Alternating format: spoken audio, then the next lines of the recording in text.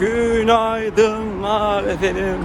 Bugün nereye gidiyoruz? Bugün İtalya'nın sevimli şehri, merak uyandıran şehri ve aynı zamanda özellikle Ekim ayında gidiyorsanız Budapeşte'ye göre sıcak şehri Palermo'ya gidiyorum efendim. Böyle bir sırt çantasıyla ilk kez sokaklara, yollara düştüm. Bakalım nasıl olacak. Palermo'da birkaç gün gezeceğim. Araya da bir eğitim sıkıştıracağım. Aslında yapay zeka ile ilgili bir eğitim almaya gidiyorum arkadaşlar. Haydi bakalım, şimdi havalimanına doğru yol alma vakti. Görüşmek üzere.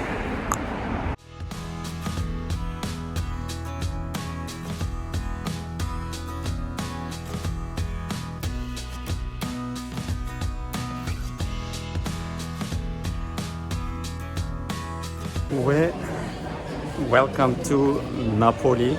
Evet, Napoli'den tekrar bir aktarma yapacağım ve Palermo'ya bir saat gideceğim. Dolayısıyla böyle iki uçuşlu bir yolculuk olmuş olacak. Direkt uçuş yok maalesef. Ve 1,5 saat kadar vaktim var. Bu esnada bagajımı alıp tekrar diğer uçuş için bagaja vermem lazım. Onun için biraz koşturma halindeyim.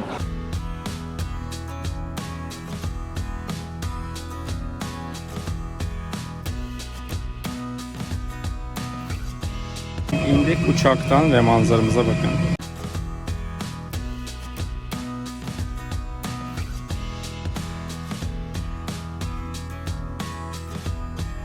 Ve bu da bana oldu. Gelen ilk çanta, bakın, kim çantası. Tada! Ve Palermo'ya hızlı bir giriş yaptım arkadaşlar, gördüğünüz gibi. Böyle bir pizza yiyorum. Arkadaş da şöyle bir pizza yemiş oluyor. Böyle bir başlangıcı yapalım. Günaydınlar efendim. Arkadaşlar bugün günüme Palermo Üniversitesi'nden başladım. Şu anda üniversite kampüsündeyim. Ve buradaki en büyük üniversitelerden bir tanesi aslında. Şöyle ki, burada da yine daha öncesinde bahsetmiş olduğum Couchsurfing'de üniversitede hoca olan bir ev sahibimle kalıyorum. Ve sabah kahvaltı yaptık. Benim de toplantım vardı. Dedi ki gel üniversiteye gidelim. Zaten üniversite merkezde. Hani oradan üniversitede şey yaparsın, toplantıya girersin. Tamam, benim üniversiteye geldik. Çantam da onun arabasında. Çünkü bugün ben eğitim yapılacak bir yere geçeceğim akşam. Şimdi ayrıldım üniversiteden ve gezeceğim birazcık. Geldim. Çok güzel bölüm. Elektronik mühendisliğinde hoca. Orada laboratuvarları gezdirdi. İşte diğer hocalarla tanıştık. İran'dan biri gelmiş. İşte bir tane Pakistan'dan biri gelmiş falan. Onlar da şu an doktor öğrencisi. 1,5 saat onlarla takıldım. Çay, kahve, toplantıya girdim. Toplantıdan çıktım falan. Şimdi Palermo Üniversitesi'nde geziniyorum. Ve merkeze doğru yürüyorum. Normalde işte Couchsurfing dediğim uygulama tam da bu şekilde imkanlar, fırsatlar sunuyor size. Yani normalde ben Palermo Üniversitesi'ne gelmezdim ya da Palermo Üniversitesi'ndeki bu atölyeyi gezmeyecektim vesaire vesaire. Çok da güzel rota çizdi bana. Şimdi onu yapmaya çalışacağım. Dün akşam çok güzel lokal bir yerde pizza yedik. Çok güzeldi. Böyle yani seyahat esnasında bunlara açık olmak sizin seyahatinizi gerçekten güzelleştiriyor. Sadece eğitime gidip gelmek, o da çok kıymetli ama böyle küçük minik boşluklarla bu imkanları da siz kendinize oluşturursanız çok daha keyifli, verimli olacaktır. Nacizane düşüncem. Şimdi bakalım şehirde neler görmüş olacağım. Görüşmek üzere.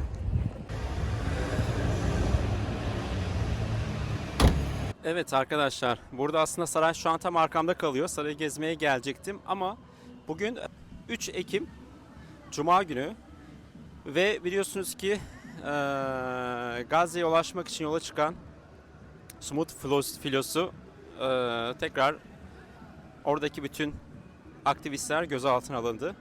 Ve bunun üzerinden de özellikle zaten geçen hafta Birleşmiş Milletler toplantısında da İtalya Başbakanı'nın birazcık daha Gazze üzerinde, Filistin üzerindeki İtalya'nın desteğinin aksine böyle birkaç söylemi olmuştu. Ondan itibaren İtalya'da insanlar sokaklarda, bütün şehirlerde büyük protestolar yapılıyor. Ve 3 Ekim Cuma bugün ülke genelinde büyük bir eyleme gidildi arkadaşlar. Özellikle bu Smooth filosunun engellenmesinin ardından. Şimdi de burada büyük bir protesto görüyorum. Oraya doğru gidiyorum. Birazcık oradaki ortamı aslında koklamak istiyorum.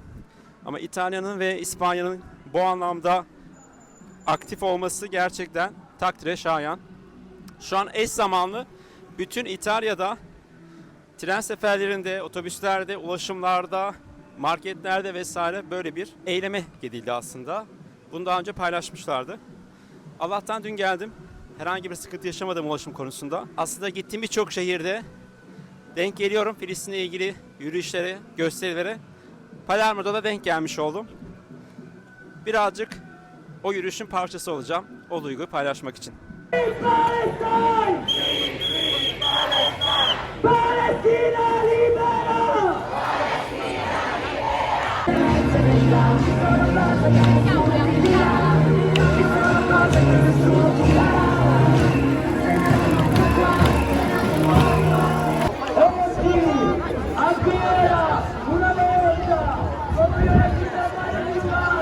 Arkadaşlar ben şu anda yürüyüşten ayrıldım ama yürüyüşün uzunluğunu size şu şekilde göstermeye gayret edeceğim. Bakın şurada başlıyor.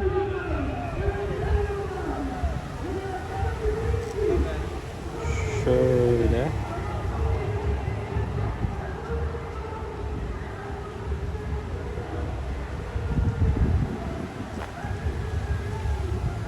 Hala devam ediyor. Yani gerçekten çok büyük bir katılım var. Ben şimdi buradan aşağı doğru ineceğim. En önlerdeydim ben. Aşağıda devam edeceğim. Yani benim aslında birazcık görmek istediğim yerler var. Onun için de aşağıdan devam edeceğim. Ne kadar uzadığını merak ediyorum. Palermo'da gezerken, tozarken, başka bir ülkedeyken, başka bir dilde bu ruhu paylaşmak gerçekten güzel. İnsanların oradaki aslında ben yani denilenleri anlamayan bir kişi olarak oradaki birlik ve beraberlik ruhunu tatmak gerçekten çok kıymetli. Herkes İtalyan değil, bir sürü farklı dil duydum. Dolayısıyla bizi birleştiren unsur tek ve bir araya gelip ortak değerleri paylaşmak gerçekten çok kıymetli ve çok güzel. Bunu burada şu an paylaşmak, dediğim gibi şehre yeni gelmiş, dili bilmeyen, şehri bilmeyen bir kişi olarak hemen kendine bir aidiyetlik hissiyatı oluşturuyorsun aslında. Bu birçok şey için geçerli. Şimdi size birazcık buradan tekrar yürüyüşün devamını aktarmaya çalışayım.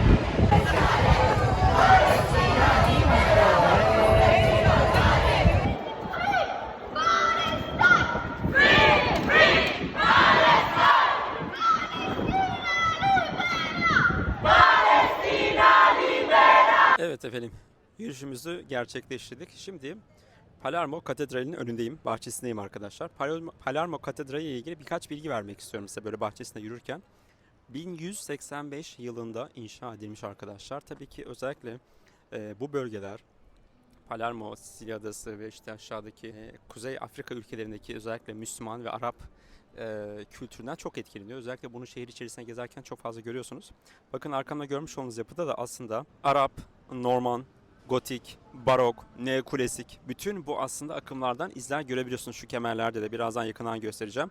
Dolayısıyla bu katedralin aslında bir diğer önemli olmasının sebebi de üzerine taşımış olduğu bütün bu farklı mimari tarzlar oluyor arkadaşlar. Şimdi içerisine gireceğim. İçeriye giriş ücretsiz ama bazı bölümlerini gezmek ücretli. Onların fiyatlarını sizlerle paylaşmaya çalışacağım.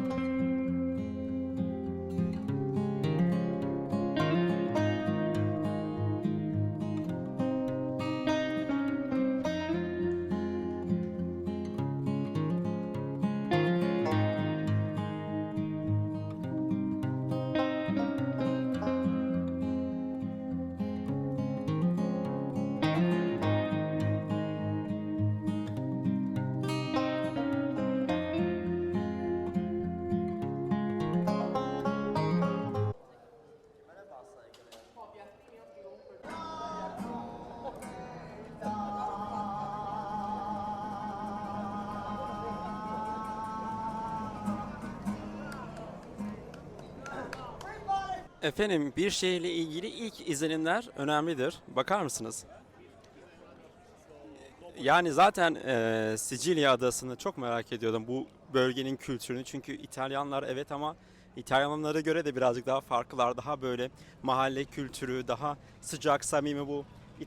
Şu sokağa bakar mısınız? Mesela şu an sokağı göstereceğim size.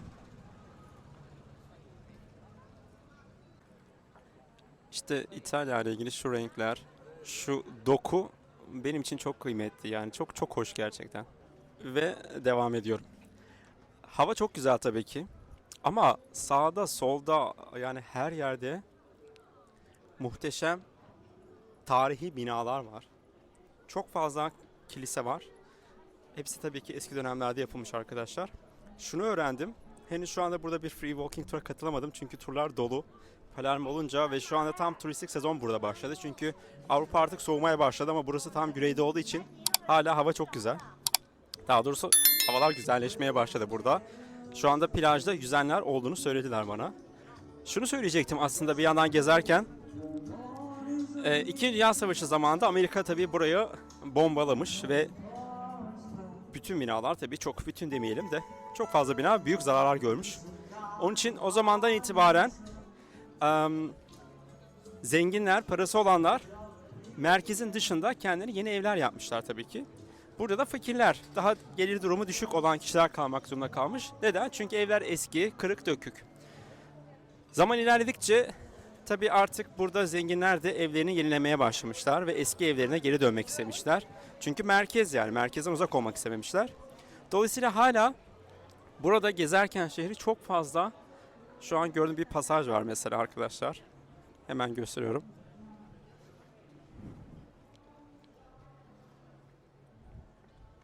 Evet. Böyle geziyoruz sizle beraber. Şeyi söyleyecektim. Şu anda yürürken zaten karşındaki binaları göreceksiniz. Çok eski ve sürekli her yerde bir renovasyon çalışması var. Dolayısıyla da şehir merkezinde bu bizim işte ne derler neresi olabilir? İşte Balat diyebiliriz. Belki Dolapdere İstanbul için söylüyorum. İşte Taksim civarında da aslında benzer şey geçerli. Çok eski evler de kiralar çok daha uygun. Hemen yan tarafında eğer o bina yeni yapılmışsa, renovasyondan çıkmışsa kiralar çok yüksek. Dolayısıyla hani merkeze kiralar ucuz mu, pahalı mı dediğimizin yanıtını vermek mümkün değil kolay kolay. Sebebi de bu arkadaşlar. Ama şu var ki özellikle devletin de desteğiyle beraber buralardaki eski yapılar merkezde birazcık tabii ki artık hani turistik olmasına vermiş olduğu bir durum var bence. Artık buradaki yapılarda yenilenmeye başlamış. Videolarda göreceksiniz çok fazla böyle bir evin önünde hemen bir iskele dikilmiş ve orada bir çalışma yapılıyor. Bunları görüyoruz. Ama yani İtalyanlar hani gülüyorlar, konuşuyorlar, sohbet ediyorlar. Hava güzel, çok fazla turist var. Sokaklar güzel, dar. Yemek kokuları geliyor her zaman. Tatlı kokuları geliyor. Dolayısıyla İtalya benim için tam olarak böyle bir şehir. Özellikle bu binalardaki turuncular, sarılar çok çok hoş olmuş oluyor. Dolayısıyla yürürken kendinizi iyi hissedebiliyorsunuz. En azından benim için bu şekilde. Tabii ki mimari olarak baktığınızda da bir sürü detay görebilmek mümkün. Biraz kalabalıktan çıkıyorum. Evet, gördüklerimi paylaşmaya devam edeceğim arkadaşlar.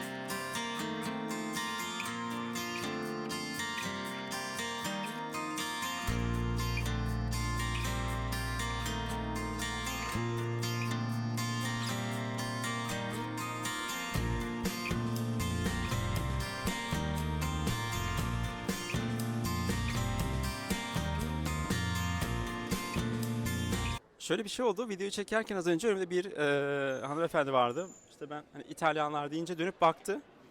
Ondan sonrasında da merhaba dedi, cümleye girdi ve İtalyanmış, 10 yılda Türkiye'de yaşıyormuş, İstanbul'da yaşıyormuş ve Türkçe konuşuyordu. Çok güzeldi. Buraya da şimdi böyle bir işte ailesinin, eşinin, dostunun ziyarete gelmiş. Biraz böyle kısa sohbet ettik. Çok hoştu gerçekten, çok güzeldi. Bunu böyle paylaşmak istedim.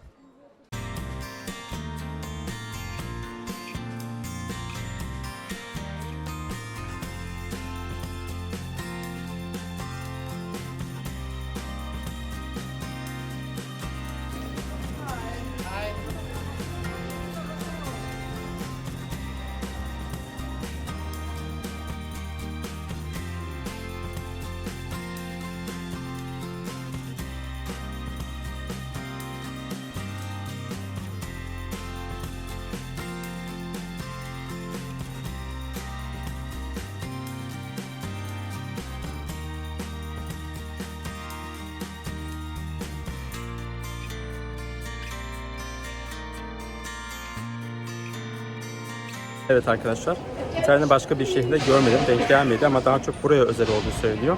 Canalo isimli şöyle bir soğuk tatlıları var. Şimdi bunu deneyeceğim. İçerisinde ben fıstık ezmeli aldım.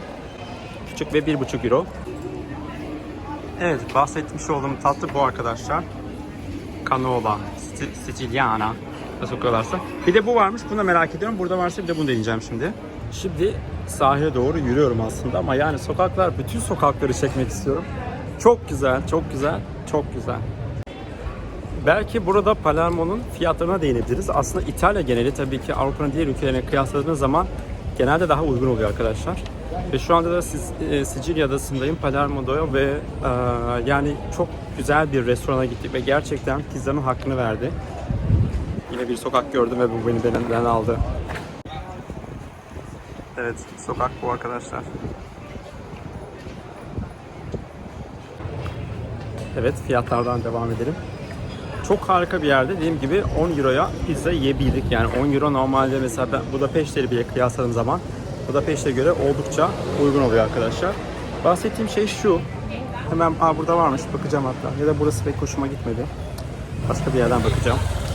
Ama şu yuvarlak tatlıya özellikle arkadaşlar şey dedi. Bunu Sicilya dışında çok nadir bulursan bulursun. Onun için onu merak ediyorum. Bakalım.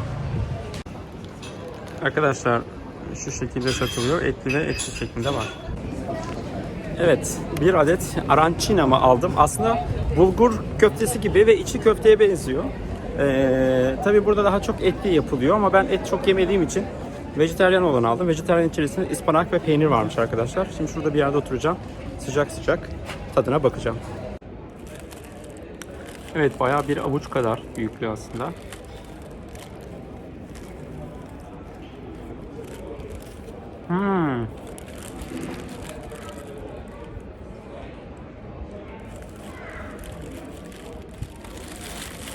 Arkadaşlar içi bulgur kaplı. Ben gerçekten çok lezzetli, çok tatlı bir, yani tuzlu bir yemek ama çok güzel bir tat bırakıyor.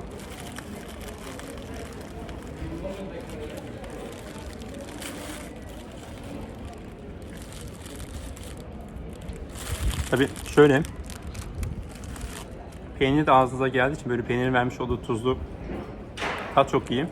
3 euro, 3 euro bence gayet atıştırmalık için ideal. Hani iki tane yesem belki zorlama olurdu bence. Onun için beğendim, gerçekten beğendim. Türkiye'de böyle bir şey yapılabilir arkadaşlar. Ve Türk damak tadına çok uygun, zaten İtalya'dayım. Küçük eğilmem lazım, bir yere sabitledim telefonu. Peki ben bunu bitireyim, ondan sonra plaja doğru devam.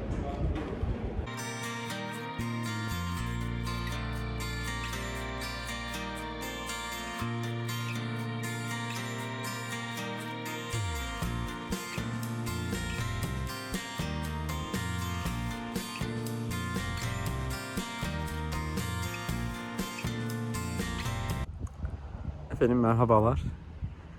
Köyümüze geldik. Palermo'ya 1,5 saat uzaklıktaki Filaga isimli bir köydeyiz. Gerçekten köydeyiz. Ama çok güzel. Tam böyle bir İtalyan köyü. Küçük küçük arabalar, teyzeler, yaşlı yaşlı. Böyle sakin, huzurlu ve yemeklerimize de sürekli organik zeytinler, mantarlar, domatesler, domates kuruları yediğimiz için de tam benlik bir Akdeniz mutfağı. Çok güzel gerçekten. Bir küçük bir etrafı göstereyim size.